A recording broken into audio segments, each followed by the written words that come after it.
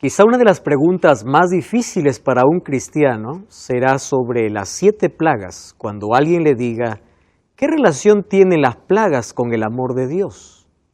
¿Cómo es posible que un Dios lleno de amor pueda derramar 7 plagas de ira, como menciona Apocalipsis capítulo 15 y 16? Bienvenido, está comenzando Biblia Fácil. Estamos una vez más juntos aquí para poder abrir la palabra de Dios. Y qué bueno que tú puedas preferir nuestra compañía. Qué bueno que nos hayas dejado ingresar allí a casa y juntos podamos estudiar la Biblia. Recibe nuestro caluroso saludo, un abrazo para ti en el país donde estás viendo este programa, allí en el lugar donde te encuentres, que Dios te bendiga. Nos gustaría conocerte, nos gustaría saber quién eres, desde dónde estás viendo el programa, puedes escribirnos aquí en los comentarios. Nosotros preparamos una revista especial para que tú puedas acompañar esta serie. Se llama Biblia Fácil Apocalipsis. Ahí están 18 temas desarrollados con base en el libro de Apocalipsis. Si tú vives en Sudamérica, entonces puedes recibir el curso totalmente gratis en físico. Podemos llegar hasta tu casa y podemos entregarte el curso. Tú puedes solamente solicitarlo a través de un número de WhatsApp, más 5512 9810 1460. Te repito una vez más, más 5512 9810 1460. Allí puedes solicitar el curso. Si vives fuera de Sudamérica, entonces puedes descargar el curso totalmente gratis de estudielabiblia.com. Nos gusta recibir tu historia, tu nombre, tu país, la experiencia que estás viviendo con este programa, y gracias porque allí escribes para nosotros las bondades o los beneficios que este programa resulta para tu vida. Un grande abrazo una vez más, bienvenido. Bienvenidos amigos también aquí, los que estamos participando. Valió la pena haber dejado allí el compromiso, los compromisos, el trabajo, aunque nos cuesta a veces separarnos unos días de la familia. Sin embargo, lo que estamos haciendo aquí es tan loable y esto va a resultar de bendición. Y esperamos que la palabra de Dios no solamente sea una semilla colocada, sino que también pueda dar frutos para vida eterna. Vamos a abrir la Biblia y vamos a contestar una de las preguntas más difíciles que un cristiano puede responder. ¿Cómo es posible que un Dios de amor pueda derramar 7 plagas de ira? Hace algún tiempo una persona me dijo, pastor, parece que Dios es un Dios de venganza o es un Dios vengativo. De paso hay algunos textos en el Antiguo Testamento que nos habla de un Dios que destruye a sus enemigos, de un Dios que empieza a matar a las personas en venganza, dice allí. Hoy vamos a comprender un poco ese término, ¿verdad? Ya que algunos traemos ese término para nuestro concepto, el concepto que nosotros tenemos, y pensamos que Dios es un Dios lleno de odio, que se venga, es un Dios tirano, es un Dios malo, y yo creo que ese es el objetivo que Satanás tiene. Satanás tiene el objetivo de desfigurar el rostro de Dios, de desfigurar el carácter de Dios. La Biblia dice Dios es amor, y aún hay cosas que nosotros no entendemos, pero detrás de todo está la misericordia y la bondad del Señor. Sin embargo, nunca olvidemos que junto al amor está la justicia, porque la base de su trono es justicia y misericordia. Entonces, en base a eso vamos a abrir la Biblia y hoy nos toca leer el capítulo 16 del libro de Apocalipsis. Vamos todos a Apocalipsis 16, vamos a hacer una oración y vamos a ver hoy sobre las 7 últimas plagas sobre la tierra. Oramos. Querido Dios, estamos listos una vez más con la disposición de poder entender aquel mensaje que tienes para nosotros por medio de tu palabra. Ayúdanos a comprender algunos asuntos que pueden resultar oscuros para nosotros. Ayúdanos a poder cambiar algunos conceptos. Ayúdanos a ver a un Dios de amor, aún en medio de la tribulación, de la angustia, del dolor, aún en medio de un castigo, hay justicia y misericordia. Hoy abrimos tu palabra con la seguridad de que tu Santo Espíritu una vez más va a ser nuestro maestro, va a ser nuestro profesor que nos va a conducir a tu verdad. En el nombre de Jesús. Las 7 últimas plagas. Apocalipsis capítulo 15. En el programa anterior hablamos de 3 mensajes o de un triple mensaje, ¿verdad?, para el tiempo del fin. 3 ángeles vuelan por el cielo. Volar significa un mensaje urgente para el tiempo del fin. Uno de ellos dice, adorad a Dios, la hora de su juicio ha llegado. El otro dice, sal de Babilonia, o Babilonia ha caído. Y el tercer ángel advierte y dice, porque cualquiera que no sale de Babilonia va a participar de sus plagas. Vamos a retroceder allí al capítulo 14, allí en el versículo 10, versículo 9. El tercer ángel dice, si alguno adora a la bestia y a su imagen y recibe la marca en su frente o en su mano, él también beberá del vino de la ira de Dios, que ha sido vaciado puro en el cáliz de su ira, y será atormentado. Y ahí dice, con fuego y azufre, hablando acerca de la destrucción final, y delante de los ángeles y del Cordero. Muy bien, con esa advertencia, ahora nosotros vemos como la culminación de los 3 ángeles, allí concluye con la hora de la siega. La hora de la siega es simbólica para los seres humanos. Es en el cielo cuando se decide quién va a ser salvo y quién no. Mas no es Dios quien determina eso, somos los seres humanos que por nuestras decisiones decidimos en qué lado estar. Y en esa siega existen allí 2 cosechas diferentes. Una de la mies o del trigo y la otra de vendimia o de uva, ¿verdad? Ahora, aquellos que son considerados como uvas, dice que serán echados al lagar. Yo no sé si ustedes alguna vez han visto un lagar de uvas, es tipo un pozo grande donde se coloca la uva y donde se pisa la uva para exprimir la uva. Y esa es la imagen que usa aquí el libro de Apocalipsis. Ahí está diciendo, ese hecho, ese acto de pisar aquellas uvas, ¿en qué consiste? En los juicios de Dios. Cada uno ha decidido en qué lado estar. Y eso está representado en la siega de Apocalipsis capítulo 14. Vamos a Apocalipsis capítulo 15 entonces. Dice allí, vi otra señal grande y admirable. ¿Qué cosa dice?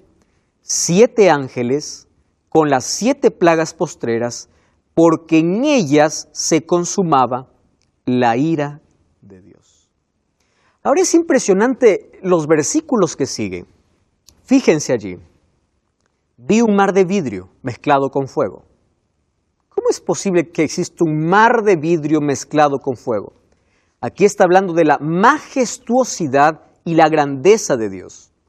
Pero también vi a aquellos que habían alcanzado la victoria sobre la bestia. ¿Quiénes alcanzaron la victoria sobre la bestia? Aquellos que salieron de Babilonia y aquellos que fueron o tuvieron el sello de Dios. ¿Correcto? Ahora dice, y el versículo 3, y cantaban el cántico de Moisés, siervo de Dios, diciendo, grandes y maravillosas son tus obras. Y escuchen esta palabra. Justos y verdaderos son tus juicios. Es decir, lo que va a suceder ahora es justo. ¿De dónde saca esta expresión de justicia? ¿Quiénes son aquí los que están hablando? Dice, aquellos que pasaron por la tribulación o aquellos que están cantando, dice, el cántico de Moisés.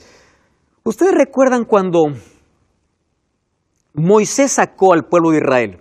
Fue Dios quien lo sacó por medio de Moisés. Y cuando Israel pasó el Mar Rojo en seco, y cuando estaba la otra orilla, veían cómo los egipcios también se acercaban con sus carros. Sin embargo, cuando el último israelita dejó el mar, que estaba seco, entonces todas las aguas envolvieron a los egipcios.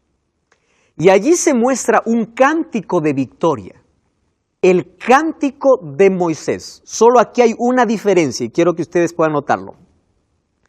El cántico de Moisés en el libro de Éxodo se da después de las plagas, porque primero cayeron 10 plagas sobre Egipto. El cántico de los redimidos se da antes de las plagas. ¿Cómo es esto? ¿Cómo es que celebran victoria si todavía están aquí en sufrimiento? Entonces vamos a comprender eso. Miren, ve. Vamos por la primera parte.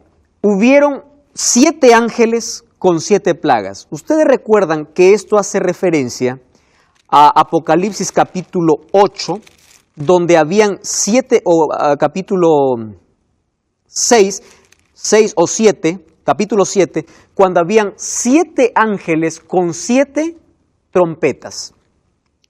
Las 7 trompetas serían juicios de advertencia. ¿Recuerdan ustedes? Advertencia, es decir, había arrepentimiento. Pero por falta de arrepentimiento vienen ahora los juicios divinos. Ellos fueron advertidos muchas veces, mas no se arrepintieron.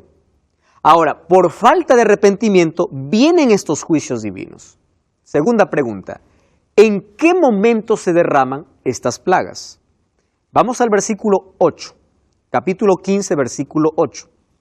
Dice así, el templo se llenó de humo por causa de la gloria de Dios y por causa de su poder. Nadie podía entrar en el templo, ¿hasta cuándo dice? Hasta que se cumpliesen las 7 plagas de los 7 ángeles. Probablemente sean los mismos que tocan las trompetas, ahora los que tienen la comisión de poder derramar las 7 plagas. Cuando se derraman las 7 plagas significa que el pecado llegó a su límite y ese cántico de liberación es el cántico donde el pueblo de Dios allí coloca su victoria o allí publica el resultado de su victoria por lo que Cristo hizo en la cruz. Les explico así. Cuando las plagas empiecen a caer sobre la tierra, no es que el pueblo de Dios se alegra por el sufrimiento de los impíos, sino que aquí encontramos una grande verdad. ¿Por qué Jesús murió en la cruz? Para librarnos de la condenación del pecado. ¿Correcto? Para librarnos de la paga del pecado. ¿Cuál es la paga del pecado? ¿Cuál es la paga del pecado? La muerte. Y junto a la muerte viene el sufrimiento, el dolor y todo el caos que ahora nosotros vemos. Es decir, Cristo murió para librarte de la ira divina. Cuando se usa la palabra ira, ¿recuerdan ustedes que Jesús en la cruz bebió la copa de ira del Padre? ¿Qué significa eso? El pecado que trajo la muerte o que condenó a muerte al ser humano, ahora lo llevó Cristo. Y Cristo nos libró de esa condenación. Romanos 8:1 dice, ahora pues ninguna condenación hay para los que están en Cristo Jesús. ¿Correcto? Los que están. Ahora, alguien hizo la siguiente comparación y me pareció muy acertada. Que Cristo nos liberó de las 3 P's de pecado. Primero, de la penalidad del pecado. Segundo, del poder del pecado. Y tercero, de la presencia del pecado. Solo que de la presencia del pecado nos librará solamente cuando estemos en el cielo.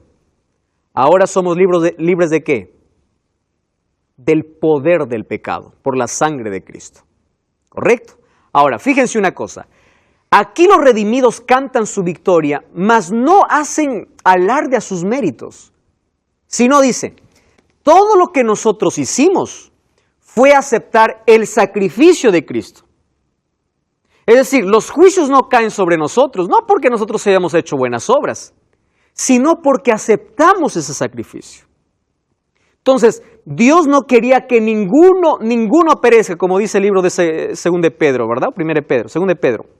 Cuando dice, ¿por qué el Señor retarda su venida? Porque no quiere que ninguno perezca. La cruz y la gracia está disponible. No quiere que bebas de la ira de Dios. No quiere que vivas que mueras por la consecuencia del pecado. No quiere que tú puedas sufrir esa consecuencia eterna del cual Él te libertó. Pero el ser humano, en su libertad, eligió la muerte. Ahora, ¿qué va a hacer Dios cuando tú en tu libertad eliges? yo ilustro siempre este asunto de esta manera, ¿no? En nuestros países, yo no sé si existe allí una cinta color marrón que se llama matamosca. No sé si existe en sus países. Matamosca es una cinta pegajosa que está llena de dulce. Entonces se coloca en lugares estratégicos, la mosca llega y está feliz porque encontró dulce, ¿verdad? Solo tiene un problema. Cuando quiere salir, no puede, está atrapada. Entonces, el pecado es así, aparentemente dulce, uno se aferra al pecado y Dios dice, yo soy el único que te puedo salvar de ese pecado, de la penalidad del pecado y del poder del pecado. Pero el ser humano se aferra al dulce y dice, no, yo quiero seguir acá. Entonces, finalmente, el ser humano va a morir porque él decidió seguir atrapado, a diferencia de la mosca que no tiene otra opción. El ser humano tiene opción de ser libre. Entonces, los juicios de Dios no vienen como castigos para sus criaturas, sino vienen solo como consecuencias para aquel que fue advertido y siempre rechazó. Ahora, fíjense, es por eso que el versículo 8 nos dice en qué momento el templo se llenó de humo por causa de la gloria de Dios y por causa de su poder, y nadie podía entrar. ¿En qué momento se da eso? Cuando Cristo sale del santuario, deja de ser nuestro abogado y sumo sacerdote. Entonces, en ese momento, ya no hay más oportunidad para ningún ser humano. La salvación ya están los dos grupos totalmente definidos. Entonces empieza a caer las 7 plagas. Dos cosas tenemos que tomar en cuenta aquí. Cuando nadie sabe cuándo termina la gracia, ¿correcto? Nadie conoce cuándo. Pero sí podemos saber cuándo ya no hay gracia. No sé si entienden aquí. Nadie sabe cuándo termina, pero sí podemos saber cuándo acabó. ¿Cómo sabemos cuándo acabó? Cuando las plagas empiecen a caer. Evidencia de que ya no existe más intercesión a favor del ser humano. Entonces, allí encontramos que hoy Jesús es nuestro sumo sacerdote, pero que un momento levantará esa intercesión o ese juicio. ¿Recuerdan del primer tipo de juicio? El preadvenimiento, donde el caso de todos está ya decidido. Y allí vienen entonces las plagas, las 7 plagas. Haciendo referencia a Daniel capítulo 12, donde dice, en aquel tiempo será tiempo de angustia, cual nunca hubo sobre la tierra. Pero en ese tiempo se levantará Miguel, que está de parte de los hijos de tu pueblo. Será tiempo de angustia. ¿Y quiénes serán salvos? Dice, los que están escritos su nombre en el libro de la vida. En ese momento, cuando Cristo se levanta del lugar santísimo, caen las plagas. Ahora, lo interesante aquí es, ¿sobre quiénes caen? Sobre aquellas personas que no tienen protección divina. ¿Ustedes recuerdan la protección del sello de Dios en Egipto? ¿Cuál era? La sangre. El ángel veía la sangre, pasaba. Pascua era peshá, era pasar. Entonces, el sello le servía como protección. Ahora en el tiempo final, el sello para los hijos de Dios es protección ¿de qué? De las plagas. Entonces vamos a ver en qué consisten estas plagas. Vamos al capítulo 16 porque ahí comienza el versículo 2. 16:2 dice así. Entonces fue el primero y derramó su copa sobre la tierra. Y vino una úlcera maligna y pestilente. ¿Sobre quiénes? Sobre los hombres que tenían la marca de la bestia y aquellos que adoraban a su imagen. ¿Por qué no toca al pueblo de Dios? Porque ellos tienen protección divina. ¿Se acuerdan ustedes que las plagas en Egipto a quiénes tocaban? ¿A los israelitas o a los egipcios? ¿Por qué no tocaba a los israelitas? Porque ellos estaban protegidos por Dios. Ahora, dice, vino una úlcera maligna. Ustedes conocen que hoy, en nuestro siglo de tanto adelanto en ciencia, en información, sobre todo sorprendemos por los avances científicos, existen enfermedades que hoy no tienen cura, ¿verdad? Solamente se puede controlar, mas no curar. Sin embargo, este será una úlcera maligna. ¿Alguien conoce en qué consiste exactamente esto? No. Úlcera maligna. ¿Cómo será? No sé. Solo sé que será una plaga. Y esa plaga caerá, dice, sobre aquellos que tienen la marca de la bestia y que adoran a su imagen. Quiere decir que allí el mayor médico de la historia de este mundo, si es que no tiene el sello de Dios, por más que vaya a buscar la mayor medicina o la mejor medicina de este planeta, no va a encontrar alivio porque esto no es natural. Esto es un juicio divino. Entonces viene allí la segunda plaga. Apocalipsis 16:3 dice así: el segundo ángel derramó su copa sobre el mar y éste se convirtió en sangre como de muerto. Murió todo ser viviente que había en el mar. Y esto va unido a la tercera plaga o el tercer ángel. Dice, el tercer ángel derramó su copa sobre los ríos y sobre las fuentes de las aguas y se convirtieron en sangre. Ahora es interesante lo que dice el versículo 5. Oí entonces una voz del ángel de las aguas que decía: justo eres, Señor.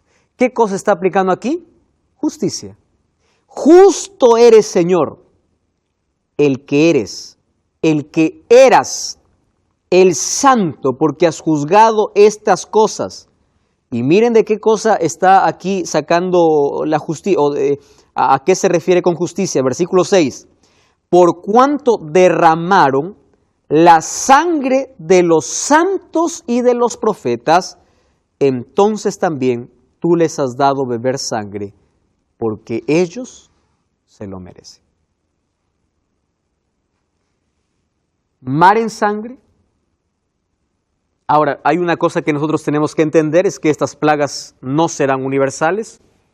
Ustedes saben que si todo el planeta o todos los mares y océanos se volvieran sangre en el mundo, nosotros no tendríamos más oxígeno y todos morirían. Ahora, serán locales en algunos lugares, ¿correcto?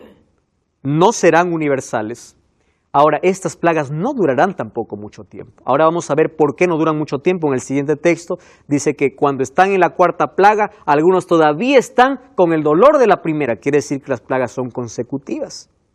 Porque cuando Cristo sale del lugar santísimo, lo único que falta es que Cristo regrese. Nada más. Ahora, hay sangre. Ahora, ¿por qué ellos beben sangre? Por una razón. Porque ellos mataron, dice, a sus siervos, los profetas y a sus santos. ¿Quién es santo en la Biblia? Es alguien que no peca. No tiene nada que ver con el Estado, ¿verdad?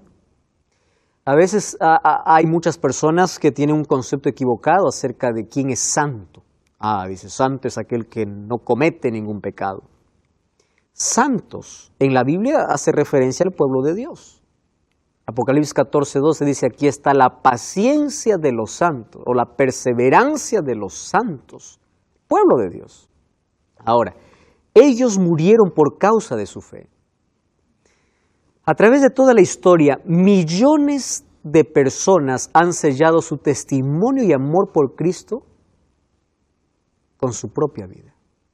Millones de personas. Yo no sé si ustedes ven algunas noticias incluso que están sucediendo hoy día, ahí en algunos países donde la religión cristiana es prohibida. Algunos son maltratados, abusados, encarcelados y muertos. Yo vi algunas imágenes muy fuertes hace algunos meses atrás de cristianos muriendo, misioneros siendo sacrificados, personas que prefieren hoy, la muerte antes que negar su fe. ¿Saben que eso es interesante ver? Cuando los 3 amigos de Daniel estaban allí frente a la estatua y frente a la amenaza, si no adora la estatua te vamos a lanzar allí al horno de fuego.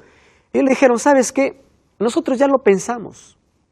Miren la seguridad que tenían estos hombres.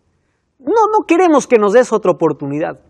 No es necesario, Nabucodonosor. Porque si Dios no nos libra, sabemos que nuestra vida está en sus manos. A eso se refería Jesús cuando decía, no tengan miedo a aquellos que les quitan o que les persiguen y les matan o les quitan el cuerpo, pero el alma, cuando habla de alma, allí está hablando de la eternidad. No podrán matar, no podrán quitarles ya más la eternidad, porque ustedes están seguros en las manos de Dios. ¿Por qué? Porque Jesús, ¿qué cosa tenía en su mano? Las llaves del Hades y de la sepultura. Tengas miedo por eso. La muerte física por consecuencia del pecado vamos a experimentar todos en algún momento. Sin embargo, Jesús vino para librarnos de la muerte eterna, de la condenación eterna, que es la consecuencia final del pecado. Ahora, estos hombres impíos ahora beben sangre porque ellos mataron y persiguieron a los hijos de Dios a través de todas las épocas. Y ahí viene la cuarta plaga. Miren, capítulo 16, versículo 8 y versículo 9, dice, el cuarto ángel derramó su copa sobre el sol, el cual le fue permitido quemar a los hombres con fuego. Los hombres fueron quemados con el gran calor y blasfemaron el nombre de Dios que tiene poder sobre estas plagas. Y ojo con esta expresión, no se arrepintieron para darle gloria. Nosotros vamos a correr allí otros textos más, donde dice, no se arrepintieron. ¿Qué cosa es el arrepentimiento?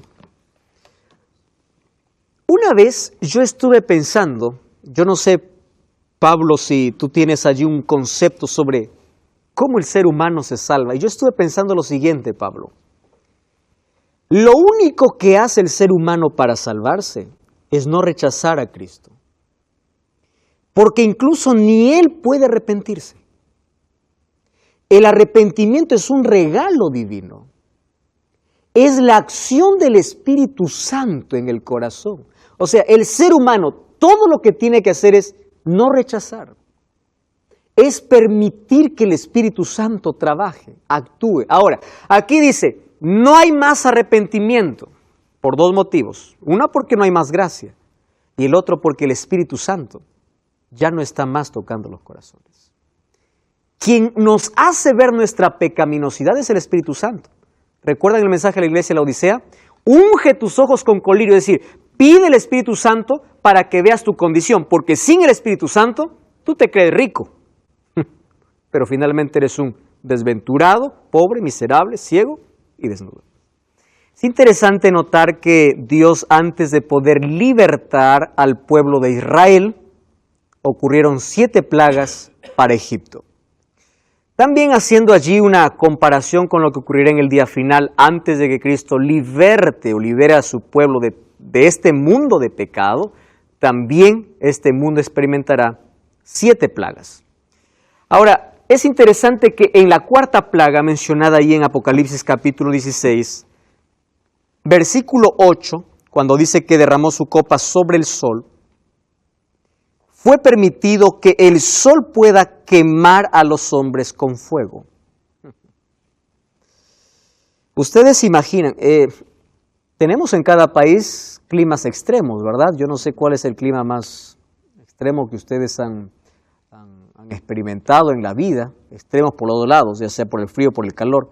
Sin embargo, nada se va a comparar a esta plaga, donde el sol tiene autoridad ahora, que es creación de Dios, para poder quemar. Sin embargo, dice, la gente mordía su lengua a causa del dolor.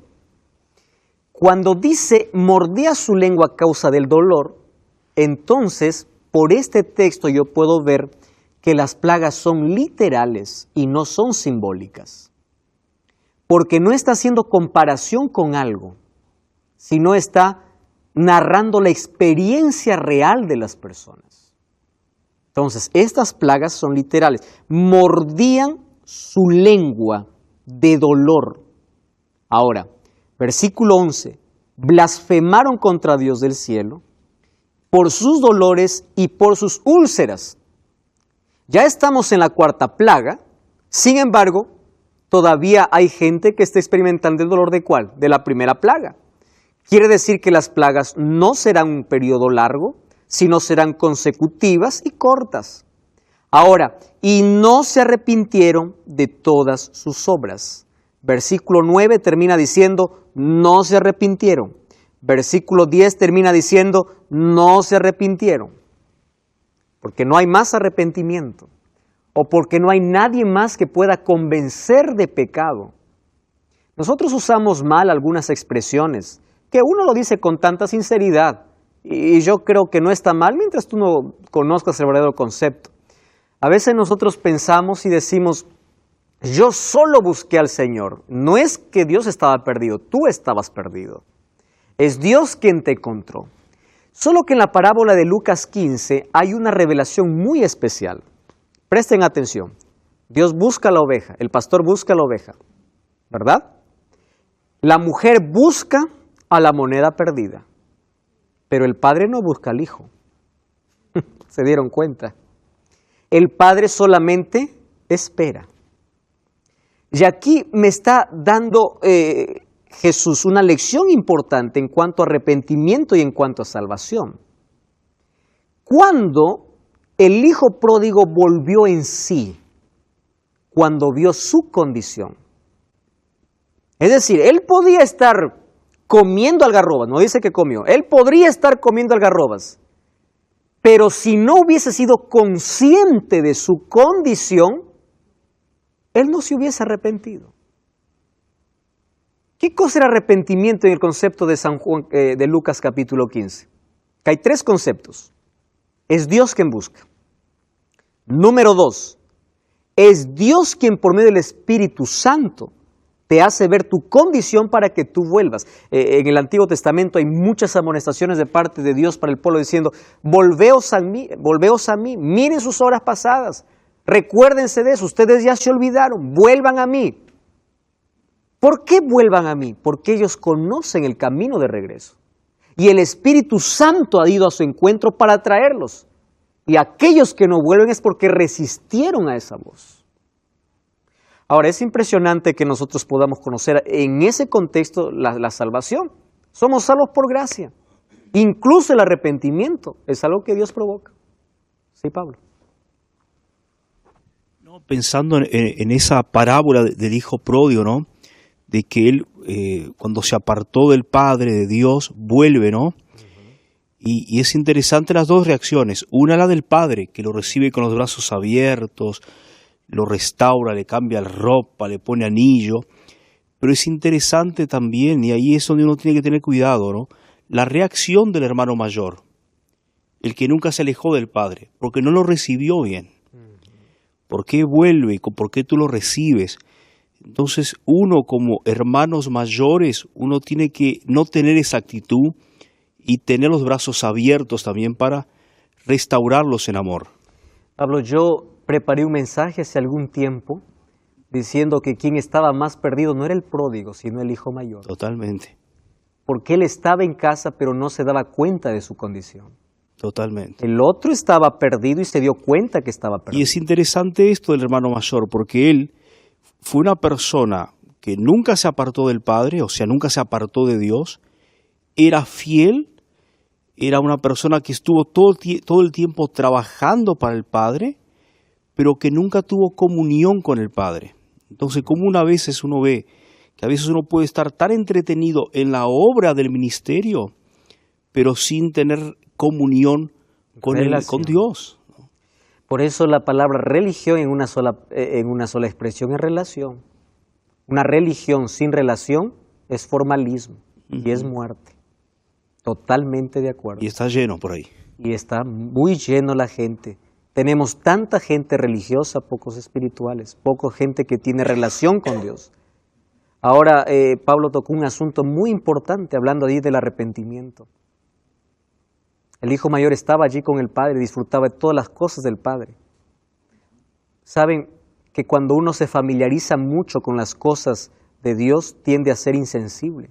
Yo estoy hablando para personas que conocen tanto de Dios, que fueron cristianos desde niños, que fueron a la iglesia, que cuando escuchan un sermón dicen, yo ya sé de qué va a hablar, yo ya sé de qué trata, ya perdieron esa sensibilidad, ellos ya no tienen más aquella emoción, aquella pasión o aquel sentimiento que tienen. Claro que el cristianismo no tiene nada que ver con sentimientos, sino con fe. Sin embargo, perdieron la sensibilidad. Ahora, una responsabilidad para los hijos mayores en este caso sería, si tú ya no te alegras cuando alguien se convierte, tienes problemas. Porque tú ya no estás viendo con los ojos de Cristo. Cristo se emociona porque es un pecador que estaba muerto y volvió a vivir. Y para ti eso es normal. Quiere decir que tienes que tener cuidado allí. Ahora, el Espíritu Santo es aquel que puede tocar nuestro corazón. Sí, Walter. Sí, esto me recuerda a dos hombres que fueron a orar también al templo. Uno era fariseo y el otro era publicano. Mientras el publicano se alegraba por todo lo que hacía, el otro se decía así, se pegaba en su pecho y se decía yo que soy miserable, pecador. Me estaba acordando ese pasaje. Ahí está uno jactándose de todas sus obras, sí, y el otro mereciendo la gracia. Y ahí encontramos la respuesta. Entonces, el arrepentimiento es un regalo de Dios. Aquí no hay más arrepentimiento porque el Espíritu Santo ya no trabaja en el corazón. Entonces ahora viene la quinta. Miren, capítulo 16, versículo 10. Dice así, el quinto ángel derramó su copa sobre el trono de la bestia. Ahora, miren, hasta la cuarta plaga vemos que las plagas son literales. El texto dice, ellos mordían sus lenguas a causa del dolor. Literales. A partir de la quinta vemos simbólicas. Plagas simbólicas. ¿Por qué? Miren aquí el versículo 10. Derramó su copa sobre el trono de la bestia y su reino se cubrió de tinieblas. La gente se mordía la lengua por causa del dolor. Blasfemaron contra el Dios del cielo por sus dolores, sus úlceras, y no se arrepintieron. Ahora, el quinto ángel derrama esta plaga ¿sobre dónde? Sobre el trono de la bestia. Sobre la autoridad de la bestia. Presten atención aquí. Hasta aquí el poder representado como la bestia había engañado a todos y había dicho, miren, estas plagas es por causa de los cristianos, vamos a perseguir. Pero cuando toca esta plaga, el asiento de la autoridad de Satanás, ahora la gente se da cuenta, ¿qué se da cuenta? Que es mentira, que no era por causa de los cristianos. Las 4 primeras afectaron a la humanidad, la quinta el asiento de la autoridad de Satanás. Es decir, hubo humillación ante los moradores de la tierra, la bestia se humilló. Empiezan a darse cuenta que ellos no se pueden proteger de las plagas porque no estuvieron de parte de Dios. Aquí la gente o los poderes que apoyaban a la bestia se dan cuenta que fueron engañados. Esto nos da lugar para la sexta plaga.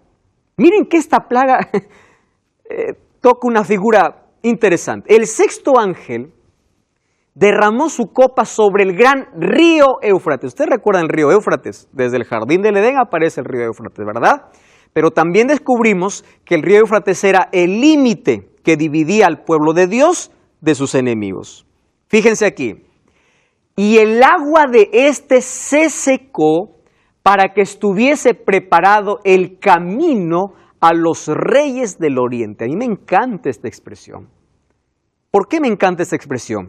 Porque aquí está haciendo una alusión al libro de Daniel, cuando habla acerca de la caída de Babilonia. Solo que está tomando la imagen de la caída de la Babilonia literal para decir cómo va a ser la caída de la Babilonia espiritual. Y en esta sexta plaga hay algunos asuntos importantes. Primero, el río Éufrates se secó y número 2, ahí hay un camino preparado para los reyes del oriente. Nosotros sabemos que fue Ciro quien conquistó a Babilonia, ¿verdad? 31 de octubre del año 539. ¿Cómo hizo Ciro para poder conquistar a Babilonia si estaba con las mayores murallas, la mayor fortaleza? Era imposible penetrar esas murallas. Pues Ciro tuvo una estrategia. ¿Cuál era la estrategia? Desviar el río Éufrates, o desviar el río que cruzaba por en medio de la ciudad de Babilonia. Ustedes sabían que en la antigüedad, toda ciudad tenía seguridad por 2 cosas. Uno, por sus murallas, y el otro por un río. ¿Por qué tenían murallas? Porque si venía un enemigo más fuerte, cerraban las puertas, se acabó el asunto. Adentro, como tenían río, había agua. Mientras había agua, había limpieza, había todo. Salmo 46 hace alusión a eso, ¿verdad? Entonces ellos estaban bien. Pero sin río, el pueblo moría. ¿Qué cosa hace Ciro? Desvía el río y por el camino donde el río había abierto, por allí ellos ingresan. De noche, mientras todos están bebiendo, mientras todos están terminando una fiesta, donde Daniel está interpretando las letras que aparecieron allí en la pared cuando Belsasar tuvo miedo, cuando apareció allí la letra diciendo Mene, Mene, Tekel, Uparsin. Daniel le dice, mira, Dios ha colocado fin a tu reino. Es decir, ha sido juzgado, ha sido puesto en una balanza y ha sido hallado falto. Tu reino es pasado a los medos. Mientras Daniel estaba hablando, Ciro ya estaba ingresando a Babilonia. Y Ciro tomó en paz a Babilonia. Es más, los babilonios estaban felices allí con Ciro. Murieron, claro, el rey, murió todos sus príncipes y todo. Tomaron el poder de la manera más pacífica. Ahora, aquí dice que así, tomando esa figura, así también, en la sexta plaga, todo estará preparado para que se seque el río Éufrates. ¡Wow! Y lo reunió en el lugar que en hebreo se llama Armagedón. Monte de Meguido, de allí viene Armagedón, ¿verdad? Era el escenario de batallas decisivas.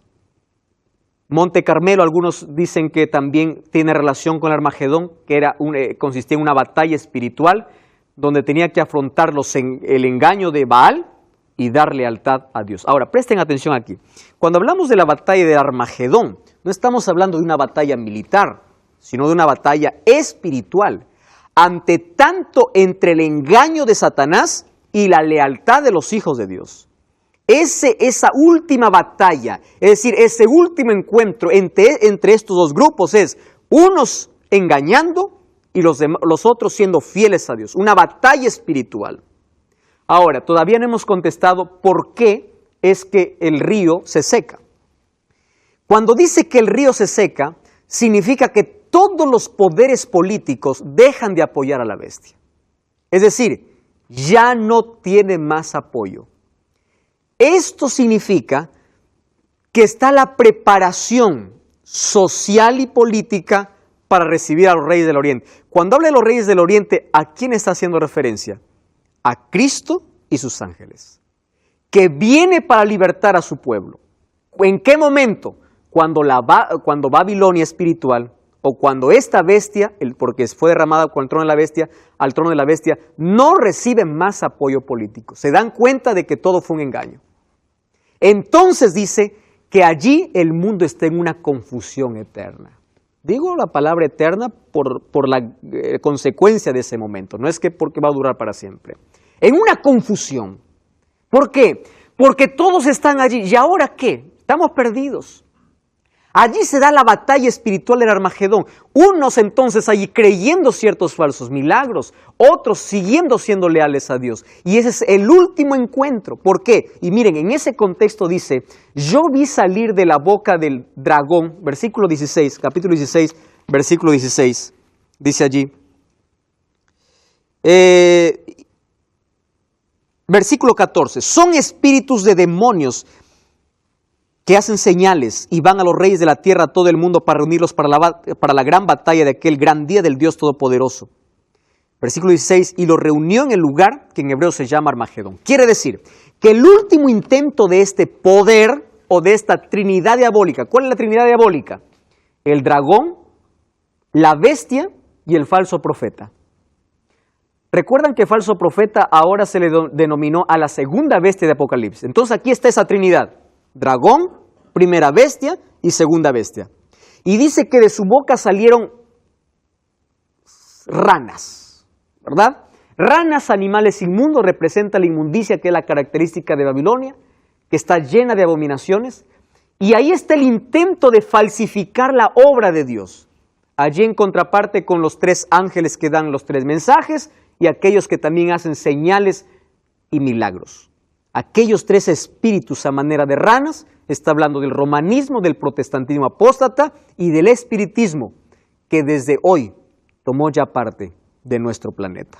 Grandes señales, grandes milagros. No se cree en todo milagro. No todo milagro viene de Dios. Allí los magos de Faraón también pudieron convertir una vara en una serpiente y eso no venía de Dios.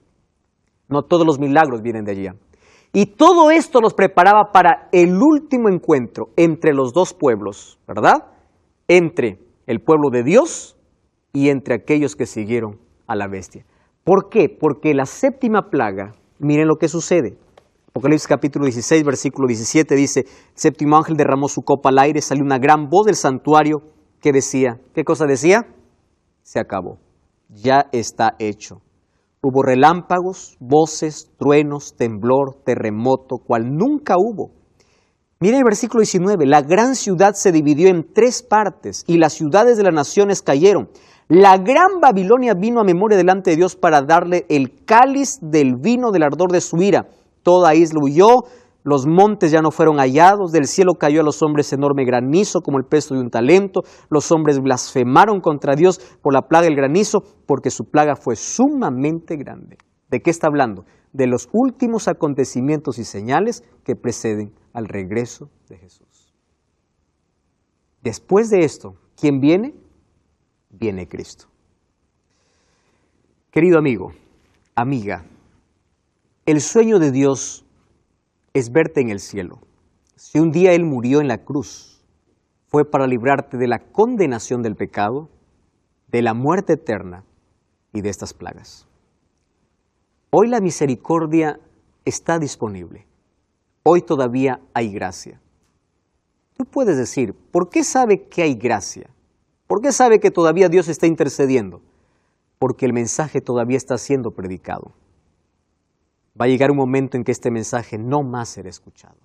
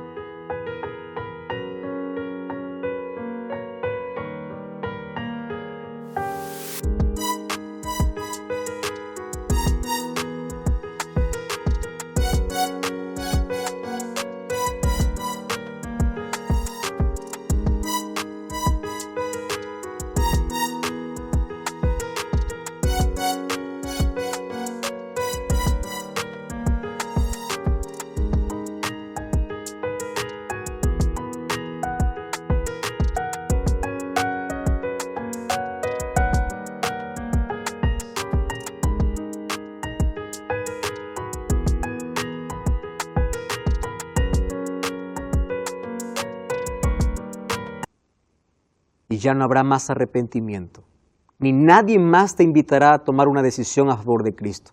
¿Sabes por qué? Porque todo habrá terminado.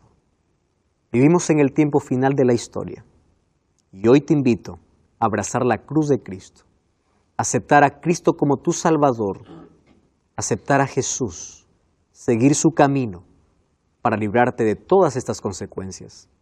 No vas a seguir a Dios por miedo. Dios no quiere una obediencia por temor. Dios no quiere hijos que le sigan por miedo. Dios quiere hijos que le sigan por amor.